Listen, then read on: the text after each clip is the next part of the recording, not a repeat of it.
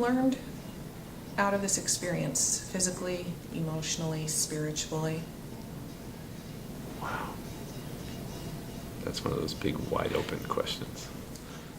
God has been very gracious to us through the whole thing, and it certainly, has deepened my personal walk with God as a follower of Jesus. But I guess it's humbling.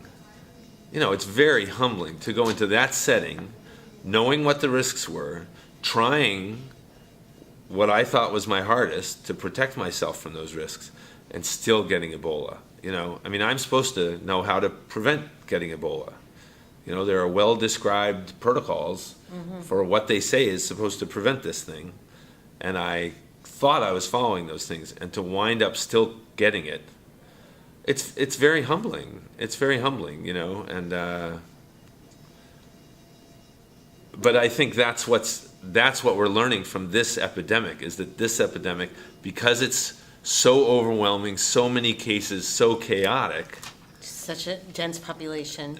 Dense population, people, there are people waiting on the ground outside treatment centers. There are people, because you have thousands of cases, you have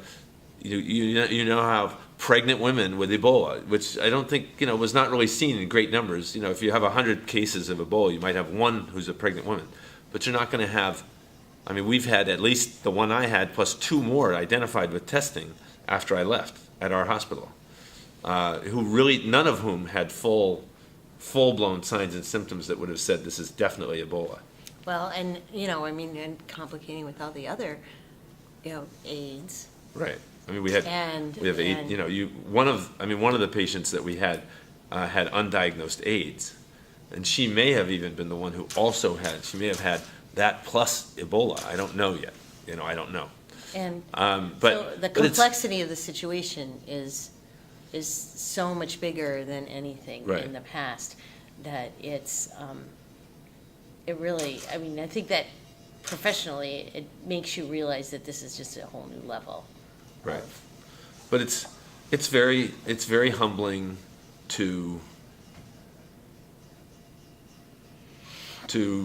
be trying to take all the precautions and to still get sick. It's just, I think what you said to me is that you are the kind of doctor who there needs to be a little margin for you for mistakes. You're not a surgeon. Right. He's not a surgeon, And with Ebola, there's no you second make chances. One tiny mistake. error, getting your gloves off or getting your gown off or doing whatever, you make one tiny error and that is it. There's no second chance. Anyway, I have a second chance. Thank Here God. I am. I know.